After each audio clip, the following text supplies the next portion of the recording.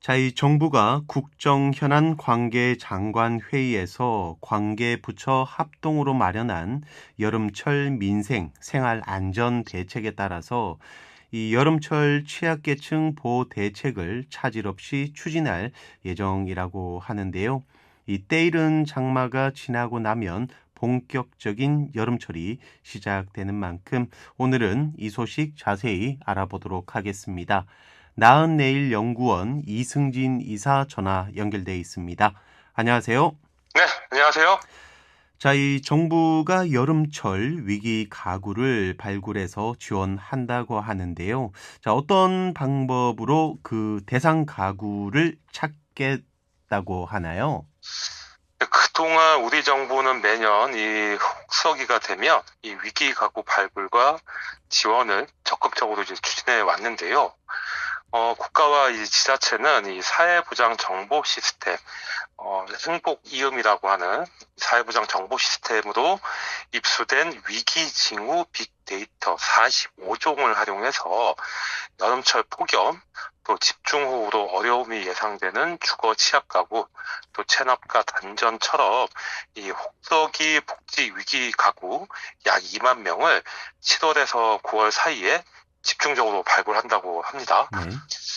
여기에 오는 7월부터는 입수 위기 정보를 단전, 단수 등 이 기존 45종의 집합 건물, 대표적으로 이제 오피스텔 있겠죠. 이 집합 건물의 이제 관리 및 체납 정보를 추가해서 46종으로 확대할 계획이라고 하고요.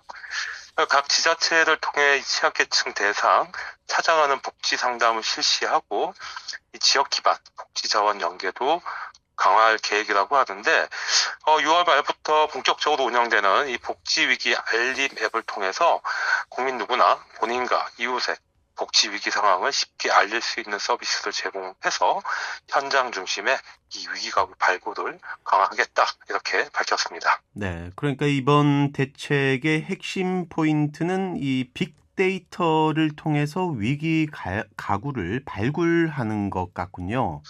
네, 그렇습니다. 이 정부와 공공기관이 보유하고 있는 빅데이터를 활용하면 이 위기가구를 조기에 발굴할 수 있다고 하는데요. 실제로 이 경기도가 지난 4월부터 5월까지 약 2개월 동안 이 빅데이터를 활용해서 선별한 이 어르신 위기가구 2,700명을 대상으로 실제 조사를 벌이고 또 위기가구를 발굴한 사례가 있었습니다. 네. 뭐 실제 경기도 사례를 또 소개해 주셨는데요. 조금 더 자세한 내용도 살펴볼까요?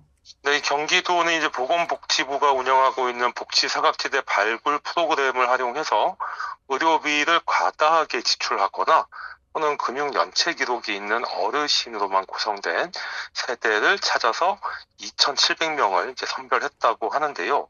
이 복지사각지대 발굴 프로그램은 단전 단수처럼 19개 기관의 45개 위기 정보를 가구별로 파악하고 또 분석할 수 있다고 합니다. 네. 자, 그럼 이 경기도가 발굴한 2,700여 명에 대한 지원 체계는 어떻게 갖추었다고 하나요? 네, 경기도는 31개의 기초자치단체인 각 시군과 함께 선별된 2,700명을 대상으로 전화 또는 방문을 통해서 이 위기 여부를 확인할 계획이라고 밝혔는데요. 이 위기가 발견된 가구에는 기초생활보장이라든가 긴급복지 지원처럼 이 공적 지원과 또 민간 자원 연계처럼 이 복지 서비스, 각종 이 서비스를 제공할 예정이라고 합니다. 자, 이 기초생활보장제도 같은 경우에는 해마다 또 기준이 변경될 때마다 저희 방송에서 다뤄왔었는데요. 이 긴급복지지원제도에 대해서는 그리 알려진 바가 많지는 않은 것 같습니다. 긴급복지지원 신청, 이건 어떤 상황에서 또 누가 신청을 할 수 있는 건가요? 통상적으로는 이제 갑작스러운 실직이나 또 폐업, 또 교통사고라던가 질병으로 경제적 위기에 처한 사람은 물론이고 또 이러한 사람을 발견한 사람이 누구든지 129번으로 전화해서 이 긴급복지 지원을 신고할 수 있는데요. 이 위기에 처한 본인은 물론이고 가족 또 이웃도 신고할 수 있기 때문에 129번, 129번 전화나 또 시군구 또는 읍면동 행정복지센터로 연락하시면 됩니다. 네. 자, 그리고 이런 위기 가구뿐만 아니라 또 여름철에는 아무래도 취약 계층에 대한 지원도 필요할 것 같은데요. 어떤 방안들이 준비되고 있나요?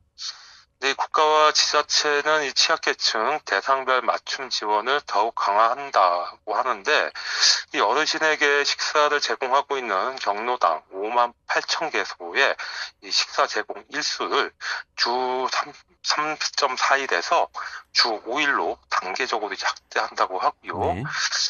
이를 위해서 이제 양국비는 38억 원, 부식비는 253억 원, 또 노인 일자리를 활용한 급식 지원 인력을 추가한다고 하는데, 이 인력도 2만 6천 명 정도 되는 것 같습니다. 네. 자, 그리고 뭐 여러 가지 사정으로 인해서 경로당에 갈 수가 없거나 또 가기를 또 꺼려 하시는 분들도 계실 것 같습니다. 이분들을 위한 대책은 또 어떤 것들이 있나요?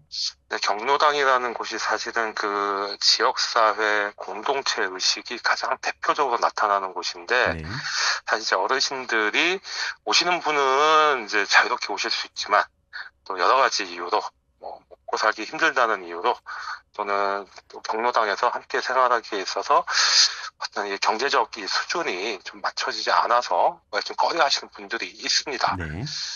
이제 그럴 때 이제 폭염에 대비해서 이 혼자 계신 어르신이나 또 조손 가구처럼 취약한 상황에 놓여 있는 어르신의 건강과 또 안전을 상시적으로 보호하기로 했는데, 이 폭염특보, 보통 이제 주의보 그리고 경보로 나뉘어지는 이 폭염특보가 발령이 되면 이 노인 맞춤 돌봄 서비스를 이용하고 계신 약 55만 명의 어르신을 대상으로 일일 안전 확인을 실시한다고 하고요.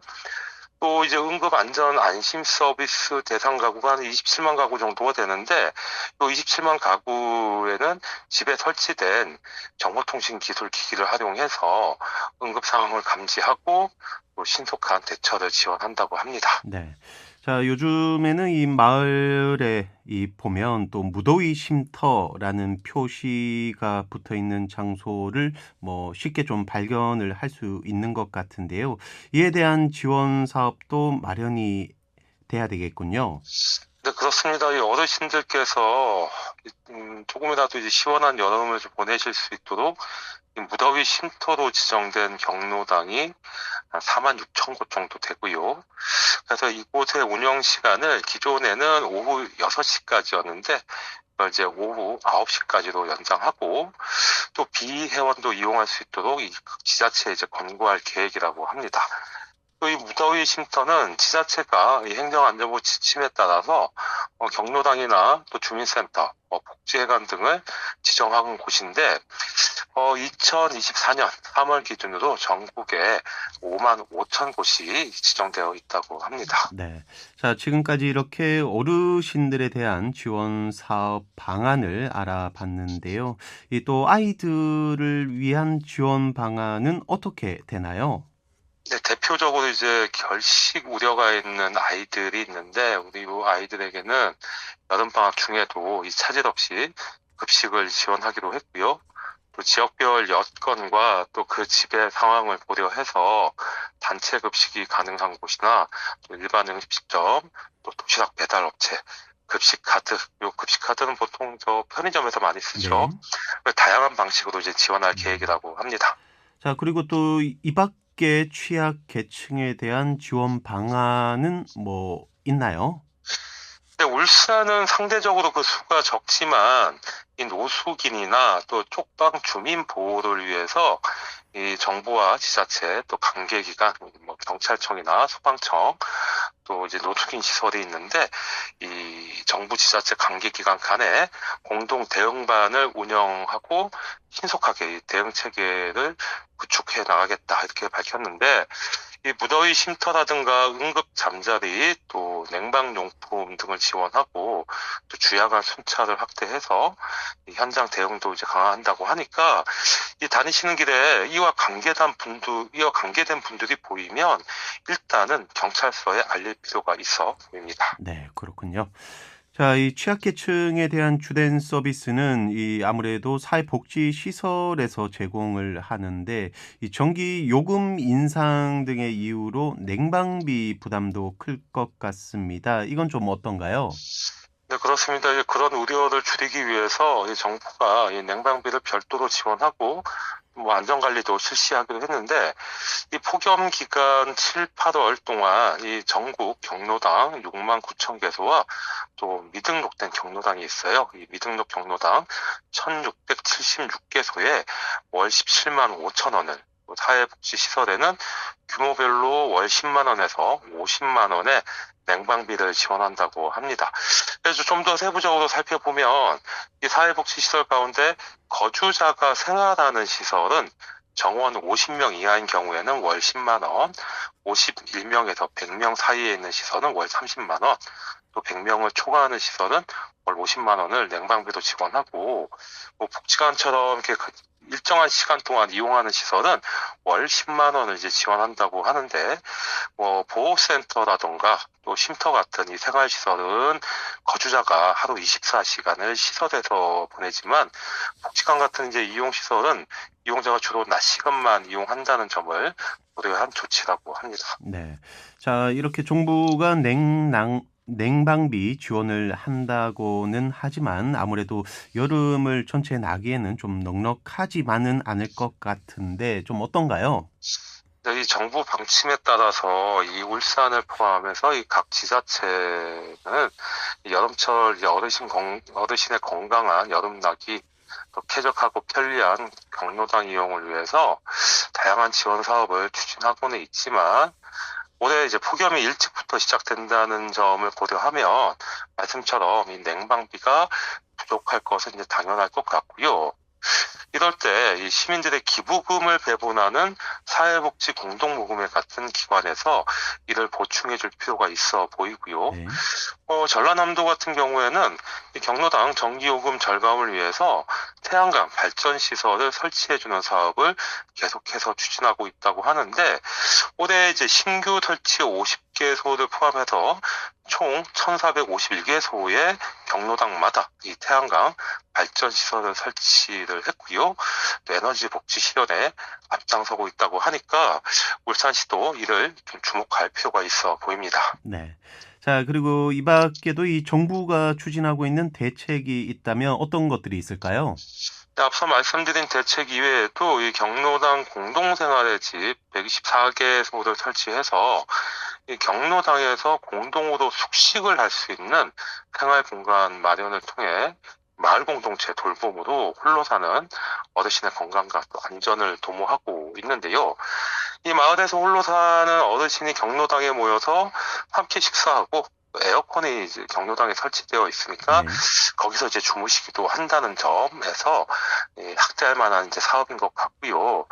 아울러서 이제 자식 생활에 불편을 겪는 어르신의 이 편의를 제공하기 위해서 176개 경로당에는 입식 테이블을 제공하는 사업을 추진해서 허리나 무릎 관절이 아픈 어르신의 불편을 최소화할 수 있도록 노력을 기울이고 있는 것도 이렇게 돋보이는 것 같습니다. 네.